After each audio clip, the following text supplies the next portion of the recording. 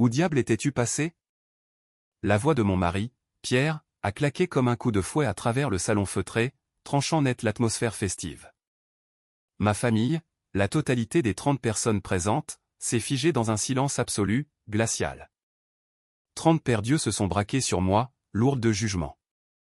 La musique du réveillon de la Saint-Sylvestre continuait de jouer doucement en fond sonore, une mélodie joyeuse totalement incongrue dans cet instant de tension pure, mais plus personne ne parlait, plus personne ne riait. On aurait dit que plus personne n'osait même respirer. Ma belle-fille, Chloé, dans un geste de surprise théâtrale, a même laissé échapper sa coupe de champagne. Le cristal a heurté le sol avec un bruit mat, et le liquide doré a commencé à imbiber la nappe blanche immaculée que j'avais passé une heure à repasser moi-même ce matin-là. Je me tenais dans l'entrée de ma propre maison, les bras cisaillés par le poids des sacs du marché et de la boulangerie qui pendaient à mes poignets.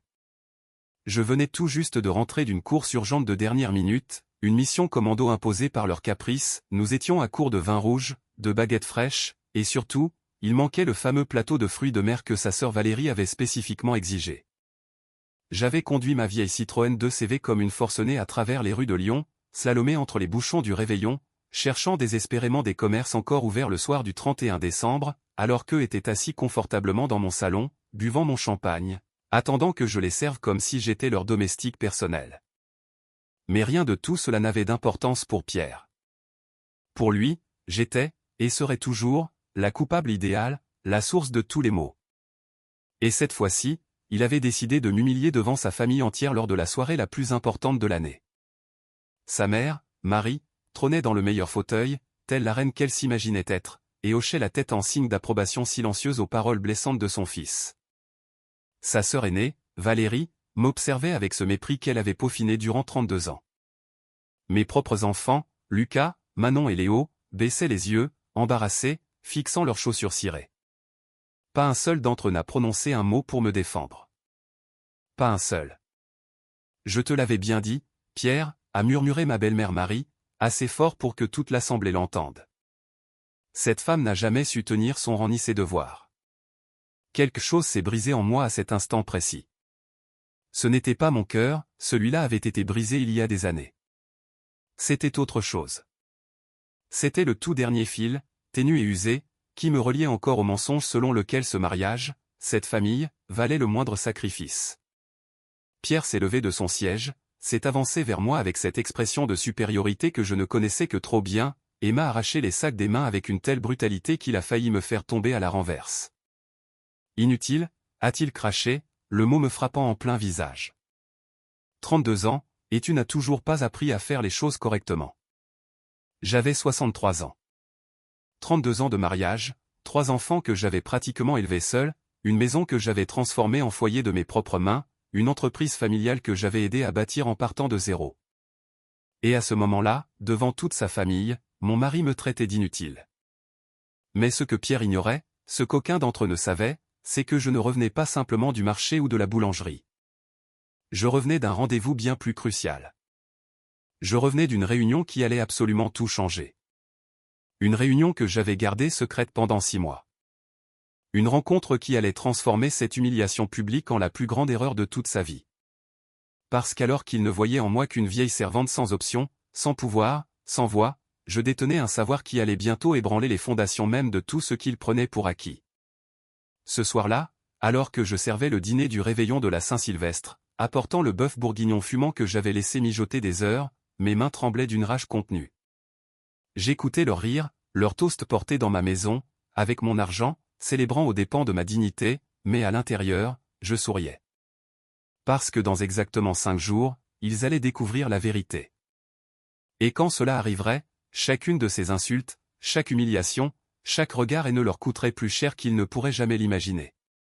Avant de continuer cette histoire, qui me fait encore trembler quand je me la remémore, je veux vous demander quelque chose, d'où m'écoutez-vous?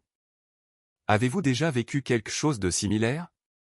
Laissez un commentaire, car croyez-moi, vous n'êtes pas seul.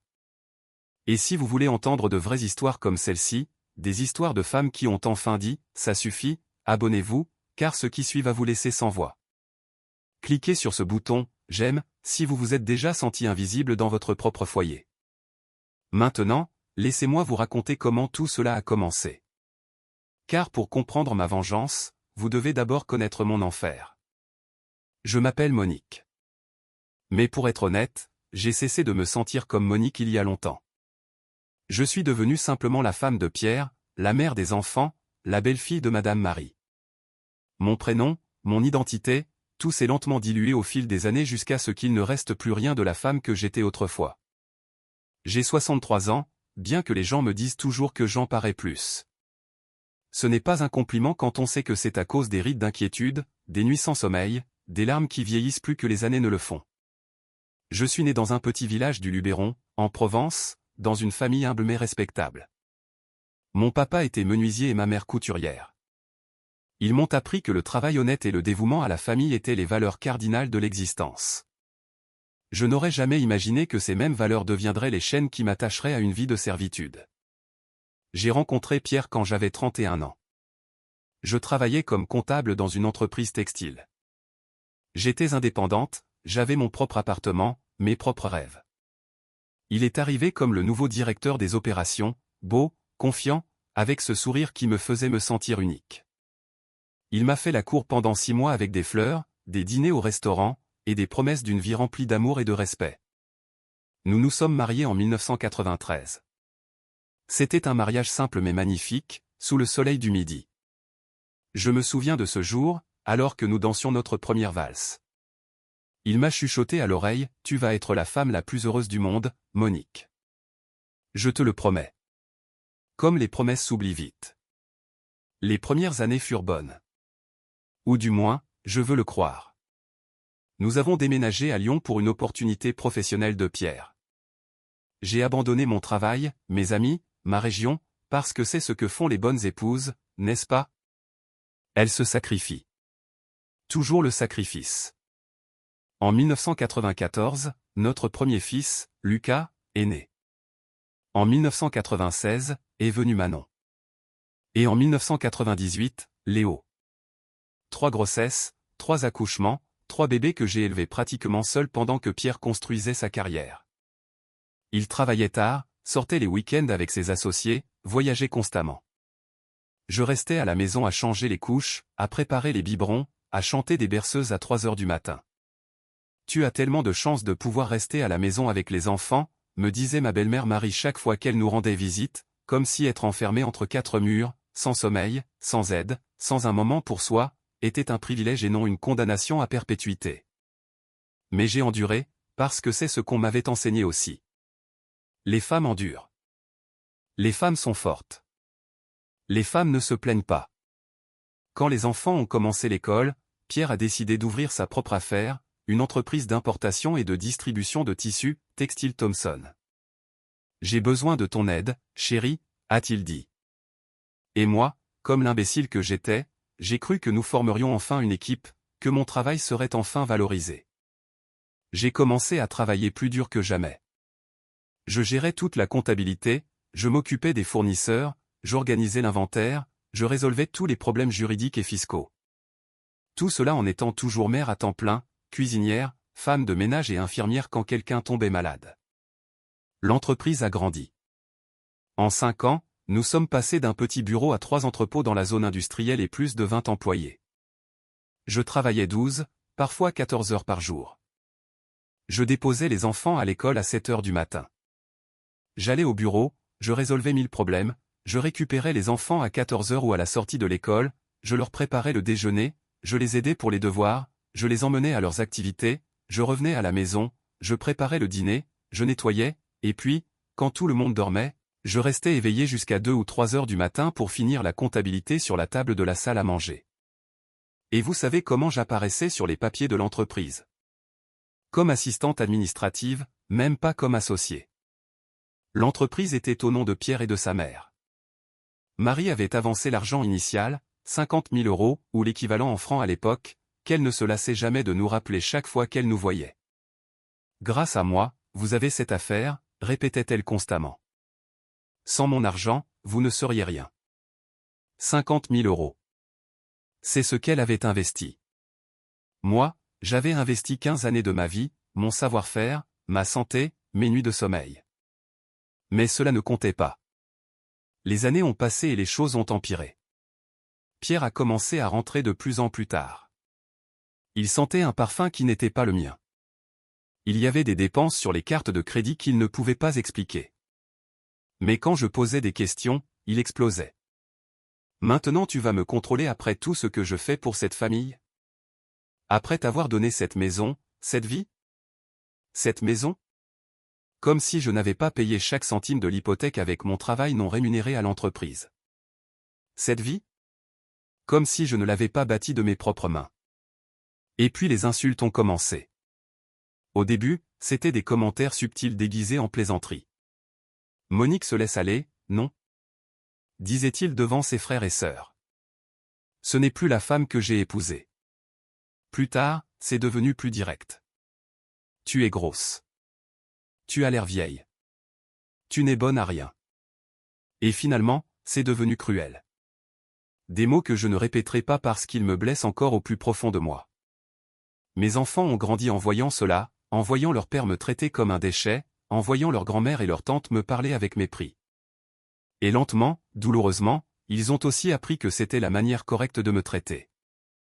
Lucas s'est marié avec une femme nommée Chloé, une fille issue de la bourgeoisie lyonnaise qui, dès le premier jour, m'a regardé comme si j'étais la femme de ménage. Mon fils l'a laissé me traiter ainsi. Plus que cela, il a lui-même commencé à me parler avec le même ton condescendant. Maman, pourquoi tu ne fais pas plus d'efforts sur la nourriture quand on vient? Chloé trouve que ton assaisonnement est trop fade. Maman, quand tu gardes les enfants, s'il te plaît ne leur donne pas autant de sucre. Chloé a un plan nutritionnel très strict.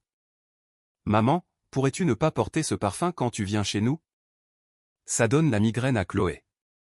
Manon, ma seule fille, le bébé que j'avais serré contre ma poitrine, qui avait pleuré dans mes bras, qui était venu me voir pour chaque problème, chaque déception, chaque joie. Elle s'est mariée et a déménagé à Bordeaux. Nous nous parlions une fois par mois, à peine. Elle était trop occupée avec sa merveilleuse nouvelle vie, trop occupée pour sa mère. Et Léo, mon bébé, est devenu une copie conforme de son père. Froid, distant, critique.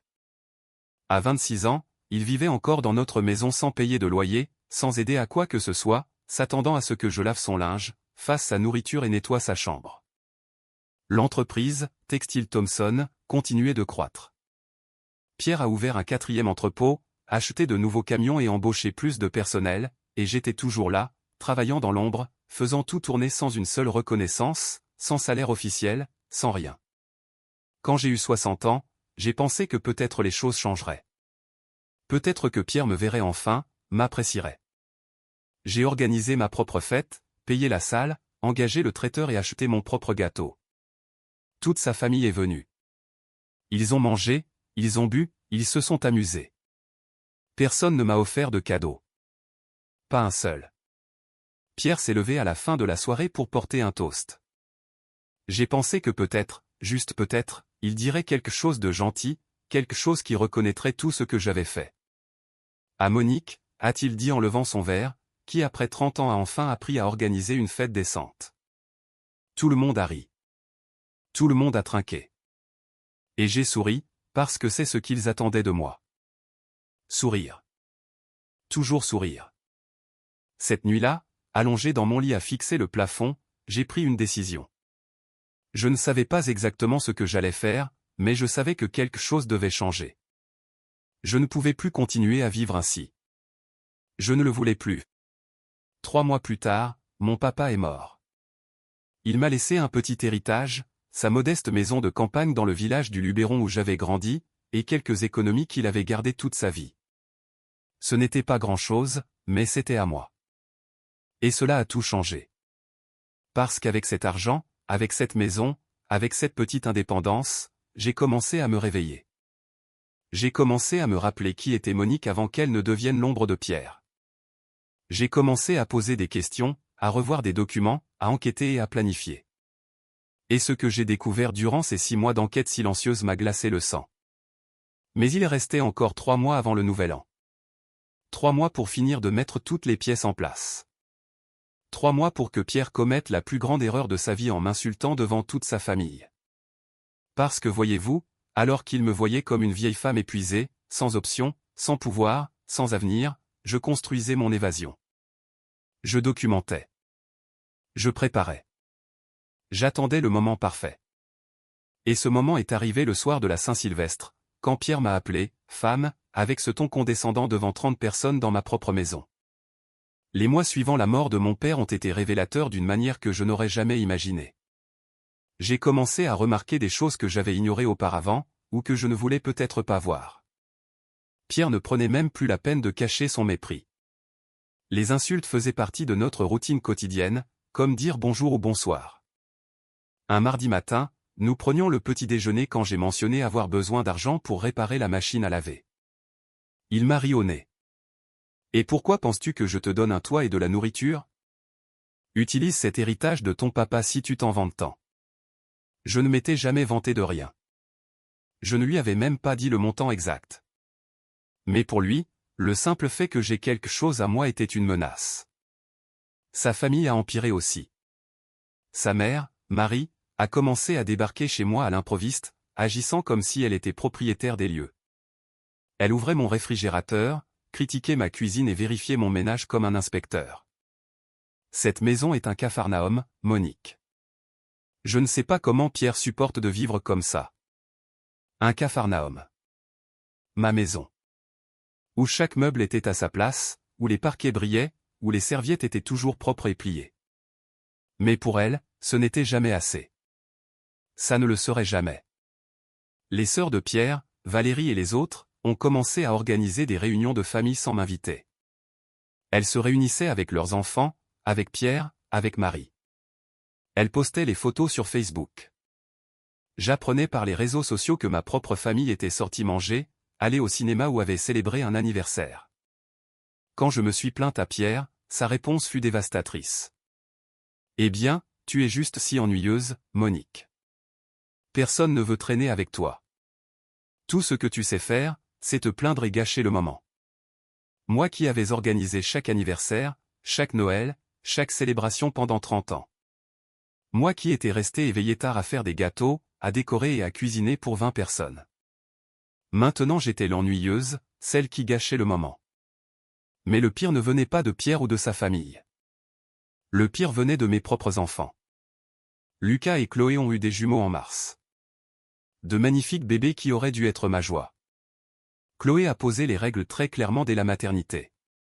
Monique, tu peux leur rendre visite les mardis et jeudis de 15h à 17h. C'est tout. J'ai besoin d'intimité et d'une routine avec mes bébés. Et s'il te plaît, préviens-moi 24 heures à l'avance pour que je puisse préparer la maison. Préparer la maison comme si j'étais une étrangère, comme si je n'étais pas leur grand-mère. Quand j'ai protesté, Lucas m'a coupé la parole au téléphone. Sa voix était identique à celle de son père. Ce ton froid et autoritaire que je connaissais si bien. « Maman, ce sont les règles de Chloé. Tu les suis ou tu ne vois pas les enfants. C'est aussi simple que ça. Aussi simple que ça. » Mes petits-enfants utilisés comme chantage, comme arme. Manon, à Bordeaux, était pire parce qu'elle faisait semblant. Elle m'appelait toutes les 3 semaines, des conversations de 10 minutes où elle parlait sans arrêt de sa vie merveilleuse, de son mari merveilleux, de son travail merveilleux. Quand j'essayais de lui dire quelque chose, n'importe quoi, elle m'interrompait. « Oh, maman, je suis tellement désolée, mais je dois filer. J'ai une réunion. On se parle bientôt. » Elle ne venait jamais. Quand je suggérais d'aller la voir, elle donnait 1000 excuses. Elle faisait des travaux. Elle avait trop de travail. La maison était trop petite. Peut-être le mois prochain. Le mois prochain n'arrivait jamais. Et Léo, mon bébé, vivant sous mon toit, mangeant ma nourriture, utilisant mon électricité, mon eau, mon internet. Ce même Léo qui, un samedi matin, m'a crié dessus parce que je n'avais pas repassé la chemise dont il avait besoin. « Tu ne fais jamais rien correctement. Tu n'es bonne qu'à gêner. » Il avait 26 ans. 26 ans. Et il me criait dessus comme si j'étais son employé. Et Pierre, assis dans le salon à lire le journal, n'a absolument rien dit. Pas un mot pour me défendre. Au bureau de l'entreprise, les choses ont aussi changé. Pierre a engagé une nouvelle femme, Léa, comme son assistante personnelle. 32 ans, belle, toujours parfaitement maquillée. Elle a commencé à l'accompagner à chaque réunion, chaque voyage d'affaires. Je restais au bureau à faire le sale boulot pendant qu'il dînait dans des restaurants chers avec des clients. Les employés ont commencé à chuchoter. Je faisais semblant de ne pas entendre, mais j'entendais tout. Les vendredis où Pierre partait tôt, les hôtels qu'il réservait sur les cartes de crédit de l'entreprise, les cadeaux coûteux qui apparaissaient sur les relevés. Un après-midi de juillet, je suis entré dans son bureau sans frapper. Léa était assise sur son bureau. Pierre avait sa main sur son épaule. Ils se sont rapidement séparés quand ils m'ont vu, mais c'était trop tard. J'en avais vu assez. Ce soir-là, je lui ai demandé directement « Est-ce que tu couches avec elle ?» Pierre n'a même pas nié. Il m'a regardé avec ses yeux froids que je ne reconnaissais plus et a dit quelque chose qui me brûle encore à l'intérieur. « Et si c'est le cas ? Regarde-toi. Regarde-toi juste un peu. Tu penses qu'un homme comme moi peut se contenter d'une vieille femme aigrie comme toi ? » J'ai eu le souffle coupé. Littéralement à court d'air. 32 ans ensemble réduits à ça. J'étais vieille, aigrie, insuffisante. 2 semaines plus tard, j'ai découvert quelque chose de pire. Léo m'a demandé d'emprunter mon ordinateur portable parce que le sien était en panne. Quand il me l'a rendu, il a oublié de fermer sa session email, et j'ai fait quelque chose que je ne pensais jamais faire. J'ai lu ses emails. Il y avait une conversation entre lui, Lucas et Manon. L'objet disait « Le problème maman ». Lucas avait écrit « Elle est insupportable maintenant, toujours avec ce visage de martyr à nous faire sentir coupables. Chloé ne veut plus d'elle à la maison. » Manon a répondu « Je ne peux pas la supporter non plus. Chaque fois qu'on parle, ce n'est que du drame.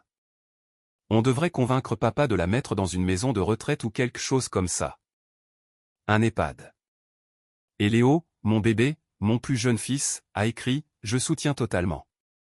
Elle est tellement aigrie qu'elle contamine tout. En plus, papa pourrait enfin vivre sa vie avec quelqu'un qui le rend heureux. Mes propres enfants, mes 3 enfants, planifiant de se débarrasser de moi comme si j'étais un déchet. J'ai pleuré cette nuit-là jusqu'à n'avoir plus de larmes. Mais après les larmes est venu quelque chose de différent. La clarté est venue, la rage est venue, la détermination est venue. Parce qu'en lisant ces emails, je me suis souvenu de quelque chose. Je me suis souvenu que l'entreprise, ces 4 entrepôts qui valaient maintenant des millions, avaient été bâtis avec mon travail. Je me suis souvenu que cette maison où ils vivaient tous confortablement était aussi à mon nom parce que nous l'avions achetée avec une ligne de crédit conjointe. Je me suis souvenu que j'avais accès à tous les comptes bancaires, tous les documents légaux, tous les contrats. Et je me suis souvenu d'autre chose, quelque chose que j'avais découvert 3 semaines plus tôt en révisant de vieux dossiers d'entreprise, quelque chose que Pierre pensait que personne ne savait, quelque chose qui pourrait le détruire complètement. Depuis des années, Pierre détournait de l'argent de l'entreprise. Fausses factures, fournisseurs inexistants, comptes secrets, plus d'1,5 million € cachés dans des paradis fiscaux, tout documenté dans des dossiers que j'avais accidentellement trouvés dans une vieille boîte dans l'entrepôt.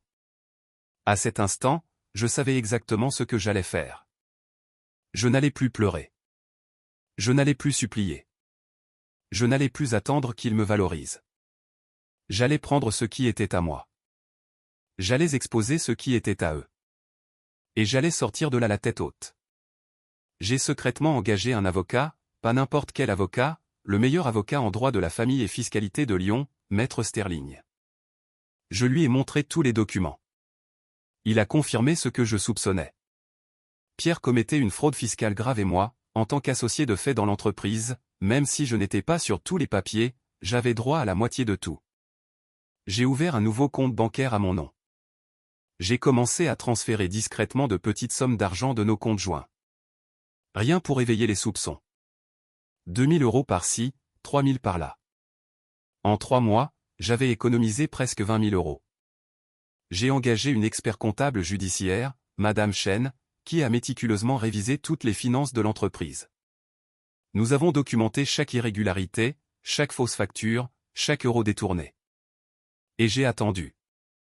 J'ai attendu le moment parfait pour agir. Septembre, octobre, novembre. Les insultes continuaient, le mépris continuait, mais je ne pleurais plus. Je souriais. J'acquiesçais. Je continuais à jouer mon rôle d'épouse soumise tout en construisant mon arsenal à l'intérieur. Et puis est venu décembre. Pierre a décidé que nous organiserions le dîner du réveillon chez nous. Il a invité toute sa famille, 30 personnes.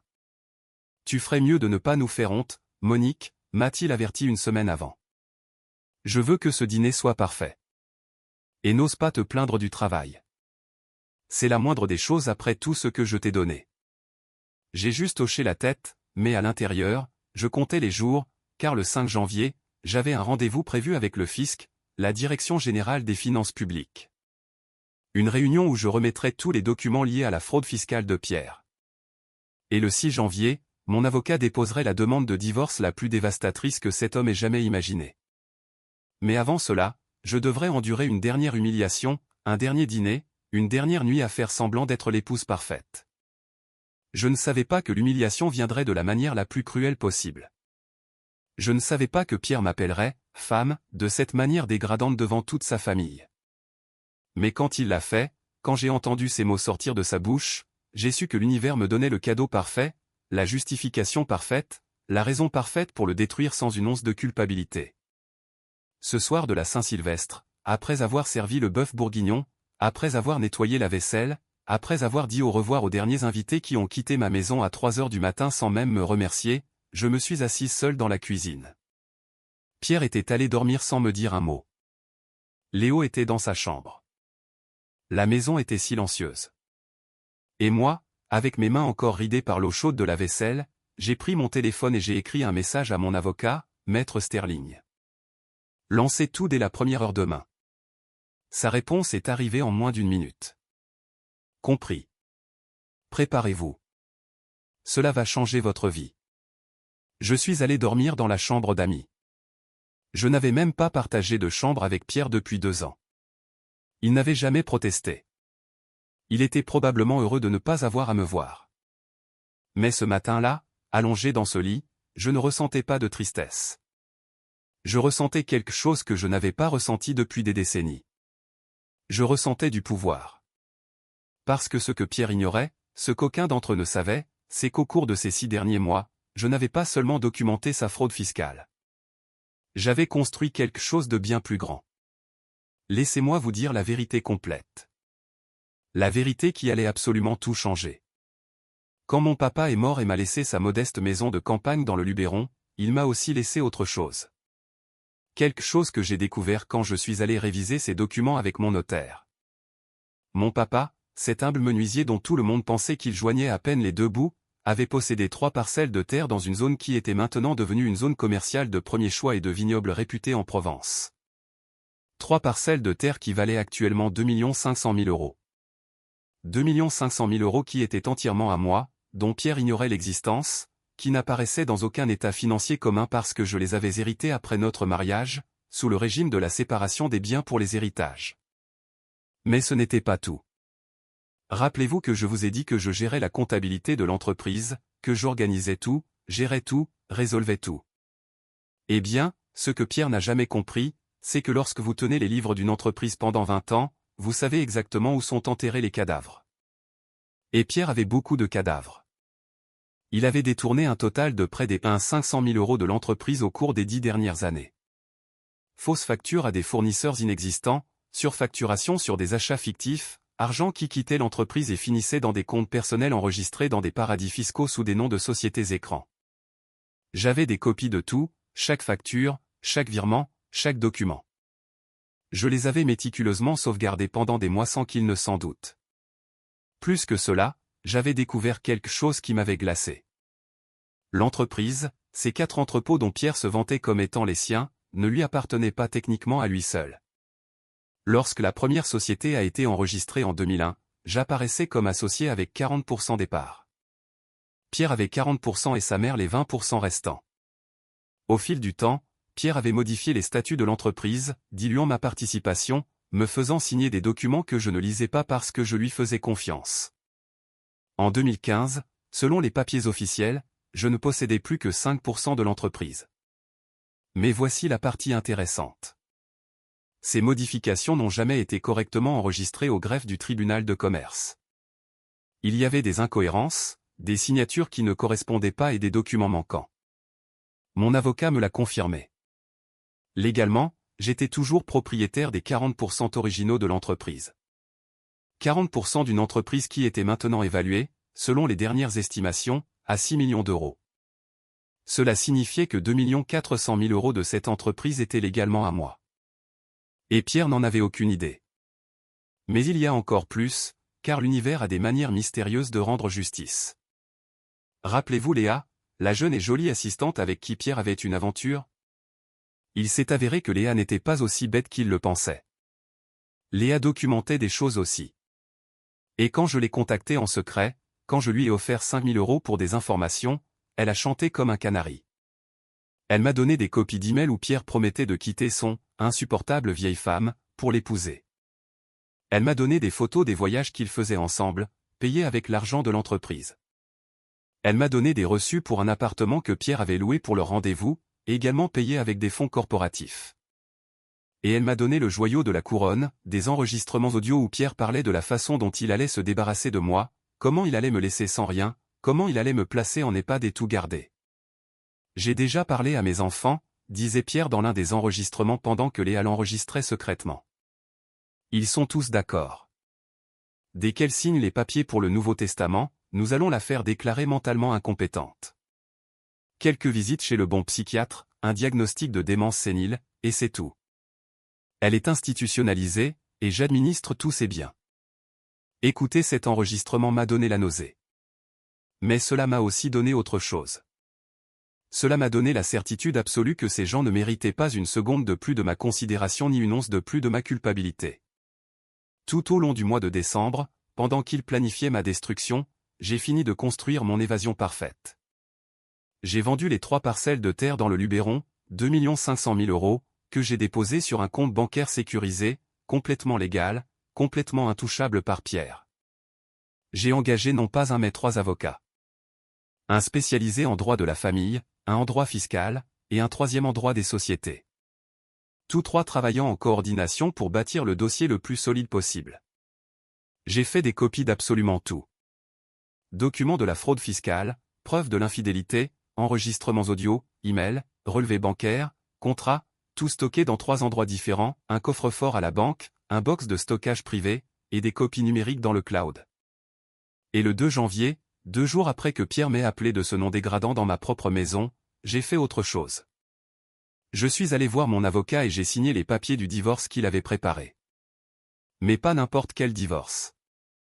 Un divorce où j'exigeais 50% de tous les biens matrimoniaux, plus les 40% légitimes de l'entreprise, plus des dommages et intérêts pour préjudice moral, plus une prestation compensatoire pour 32 ans de travail non rémunéré. Au total, je réclamais 8 millions d'euros. Le 3 janvier, je suis allé au bureau du fisc avec mon expert comptable, Madame Chen. Nous avons livré un dossier de 300 pages documentant chaque euro que Pierre avait volé à l'État. Fraude fiscale aggravée, abus de biens sociaux, blanchiment d'argent, des crimes qui pouvaient lui valoir entre 5 et 15 ans de prison. Et le 4 janvier, un jour plus tôt que prévu initialement, mon avocat a déposé la demande de divorce au tribunal des affaires familiales. Pierre recevrait la notification officielle le matin du 5 janvier, au même moment où l'administration fiscale frapperait à la porte de son bureau avec un ordre de contrôle.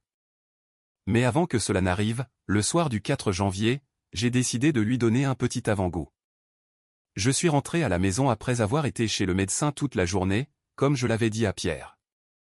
Il était dans le salon à regarder la télévision, buvant du whisky, pensant probablement à Léa. Je me suis assise en face de lui. Il m'a regardé avec agacement. « Qu'est-ce que tu veux maintenant ?» J'ai souri.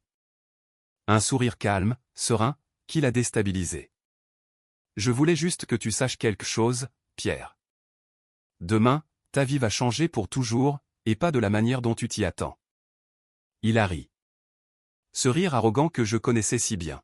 « De quoi diable parles-tu ? Tu as vraiment perdu la tête maintenant ? Demain matin, tu vas recevoir 2 visiteurs. L'un du fisc, l'autre du tribunal des affaires familiales. Je te recommande d'avoir un bon avocat en numérotation rapide. » Son sourire s'est évanoui. « Qu'est-ce que tu as fait ? » Ce que j'aurais dû faire il y a 30 ans. Je me suis réveillé. Je me suis levé et je suis allé dans ma chambre. Je l'ai laissé assis là, le visage pâle, essayant de traiter ce qu'il venait d'entendre. Je n'ai pas dormi cette nuit-là, non par peur, mais par l'excitation de savoir qu'après 32 ans d'humiliation, après avoir été invisible, après avoir été maltraitée, après avoir été réduite à néant, j'allais enfin récupérer ma vie. Et la meilleure partie était qu'ils n'avaient aucune idée de ce qui allait leur tomber dessus. Le matin du 5 janvier est arrivé avec un soleil brillant qui semblait se moquer de ce qui allait se passer. Je me suis réveillé à 6h30, j'ai pris une longue douche et je me suis habillé de mon meilleur tailleur bleu marine, celui que j'avais acheté il y a des années pour un mariage et jamais reporté. Je me suis soigneusement maquillé, coiffé, j'ai regardé dans le miroir, et pour la première fois depuis des années, j'ai reconnu la femme qui me regardait en retour. Pierre dormait encore, ou peut-être faisait-il semblant de dormir. Je m'en fichais. J'ai préparé du café, des tartines et des fruits. J'ai mis la table comme si c'était un jour normal, comme si mon monde n'était pas sur le point d'exploser à leur figure. À 7h30, Pierre est descendu. Il avait l'air horrible. Des cernes profonds sous les yeux, les cheveux en désordre, le visage bouffi. Clairement, il n'avait pas bien dormi après mon petit avertissement de la veille. Monique, à propos de ce que tu as dit hier. Ton café est servi, l'ai-je interrompu avec un sourire. Je l'ai fait comme tu l'aimes, fort et noir. Il s'est assis à la table, méfiant, me regardant comme si j'étais une étrangère. Peut-être commençait-il enfin à comprendre que j'étais une étrangère, une qui avait vécu sous son toit pendant 32 ans. À 8h15, la sonnette a retenti. Pierre a failli renverser son café. Je suis allé ouvrir. 2 hommes en costume formel. L'un avait une mallette marron. L'autre avait une carte d'identité montrant clairement le logo de la DGFiP. Monsieur Pierre Thompson est-il ici? Il est là, ai-je dit en pointant Pierre, qui s'était levé avec un visage blanc comme un linge. Entrez, je vous en prie. Voulez-vous du café? Les hommes du fisc ne voulaient pas de café. Ils ont remis à Pierre un avis officiel. Ordre de contrôle fiscal immédiat de Textile Thompson, gel préventif des comptes bancaires de l'entreprise, demande de tous les documents fiscaux des 10 dernières années. Vous avez 24 heures pour vous présenter à nos bureaux avec votre représentant légal et tous les documents requis, a dit l'homme à la mallette. Sinon, nous procéderons à une plainte pénale pour présomption de fraude fiscale. Pierre m'a regardé. La fureur dans ses yeux était palpable. Mais il y avait autre chose aussi. Il y avait de la peur. Les hommes sont partis. Pierre a explosé. Qu'est-ce que tu as fait, bon sang? C'est toi qui les as appelés? Je n'ai appelé personne, Pierre. J'ai simplement remis des documents. Des documents que tu as créés, des factures que tu as falsifiées, des virements que tu as effectués. J'ai juste fait en sorte que les autorités compétentes soient au courant de tes activités comptables créatives. Il a essayé de venir vers moi. Pendant un moment, j'ai cru qu'il allait me frapper. Il ne l'avait jamais fait auparavant, mais il y avait quelque chose de sauvage dans ses yeux. J'ai fait un pas en arrière et sorti mon téléphone. Je te recommande de ne rien faire de stupide, Pierre. J'ai ceci connecté pour enregistrer directement sur le cloud. Tout ce que tu feras sera documenté et envoyé automatiquement à mes avocats.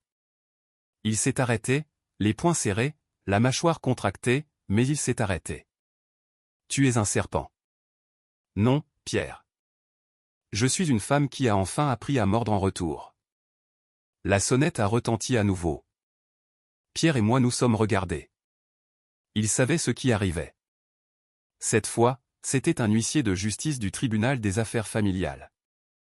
Notification de la demande de divorce, procès pour 8 millions d'euros, convocation pour une audience préliminaire dans 15 jours. Pierre a lu les documents avec des mains tremblantes. Il tournait les pages de plus en plus vite, ses yeux sautant d'un paragraphe à l'autre, sa respiration s'accélérant. C'est de la folie. Tu es complètement folle. Tu n'as aucun droit à tout ça. J'ai droit à tout, Pierre, et je vais le prouver avec des documents, avec des témoins, avec des preuves. Tu es sur le point de découvrir que la vieille femme inutile sait exactement comment fonctionne la loi. L'huissier est parti. Pierre s'est effondré sur le canapé, la notification toujours dans ses mains. Pourquoi? Sa voix était brisée. Pourquoi maintenant? Pourquoi comme ça? Je me suis assise en face de lui, calme, sereine, avec une paix que je n'avais pas ressentie depuis des décennies. Tu me demandes vraiment pourquoi, Pierre? 32 ans d'insultes, 32 ans d'humiliation, 32 ans à travailler comme une esclave dans ton entreprise sans un centime de salaire. 32 ans à être invisible pour toi, pour tes enfants, pour ta famille. Et tu me demandes pourquoi? Je t'ai tout donné. Cette maison, cette vie. Tu ne m'as rien donné que je n'ai bâti de mes propres mains. J'ai payé pour cette maison tout autant que toi. J'ai bâti cette entreprise tout autant que toi. J'ai élevé ces enfants seuls pendant que tu travaillais ou que tu baisais avec ta secrétaire. Il est devenu rouge. Comment? Comment sais-tu pour Léa? S'il te plaît, Pierre, tout le monde savait.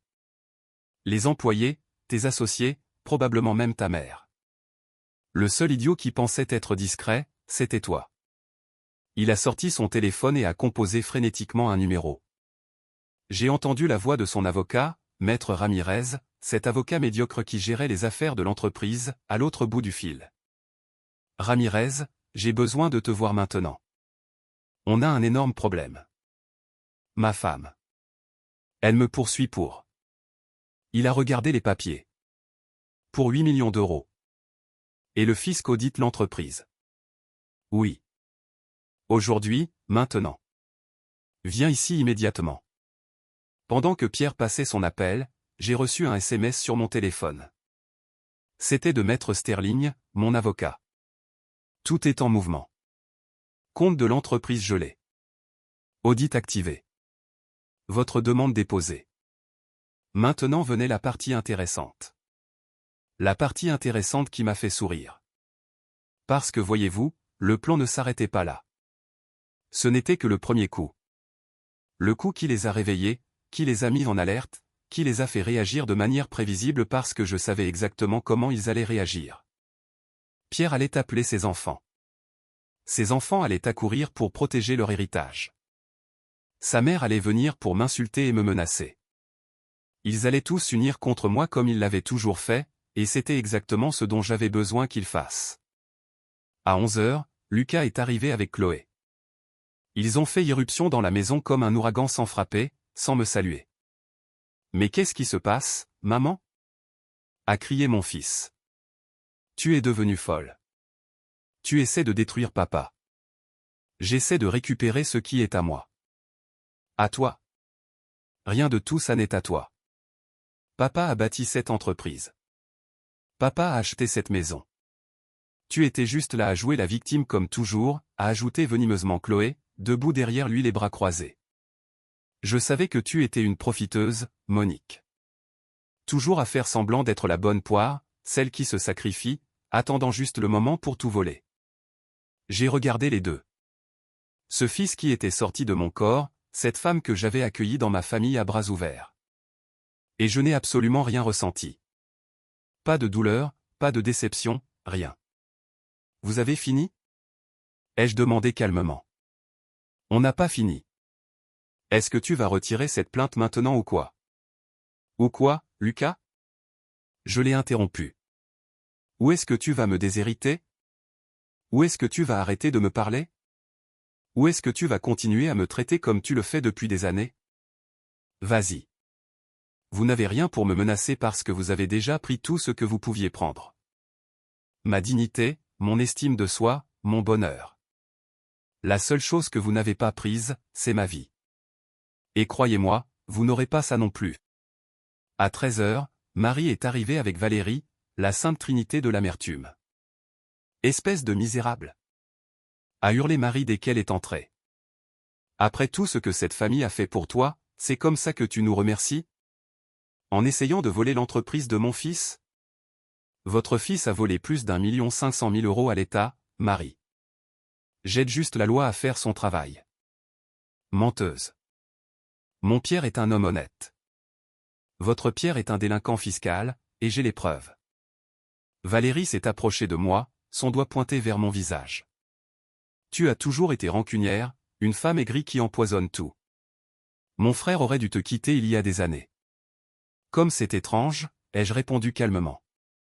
Parce que pendant 32 ans, vous étiez tous heureux de profiter de cette femme aigrie, heureux de manger dans ma maison, heureux d'utiliser ma main-d'œuvre, heureux de m'insulter en face. Mais maintenant que la femme aigrie s'avère avoir des dents, vous avez tous peur. Léo est arrivé à 15 heures. Il n'a pas crié. Il n'a pas insulté. Il m'a juste regardé avec une froideur qui m'a glacé le sang. Tu sais ce qui est le pire dans tout ça, maman? Ce n'est pas que tu poursuives papa. Ce n'est pas que tu détruises l'entreprise familiale. C'est que tu as enfin montré qui tu es vraiment. Une femme égoïste et vindicative qui est prête à couler sa propre famille pour de l'argent. Intéressant, ai-je dit. Que tu m'appelles égoïste. Dis-moi, Léo, combien de loyers as-tu payé ces 5 dernières années où tu as vécu ici? Combien as-tu contribué pour la nourriture, l'électricité, l'eau, Internet? Combien de fois as-tu lavé ton propre linge? Mais c'est moi l'égoïste. Tu es ma mère. Tu es censé t'occuper de moi. Je suis censé te servir jusqu'au jour de ma mort? Disparaître quand ce n'est plus pratique pour toi? Te laisser me mettre dans un EHPAD comme vous l'aviez prévu pour pouvoir tout garder? Il est devenu pâle. Comment? Je sais tout, Léo. Les emails, les plans, les conversations avec tes frères et sœurs sur le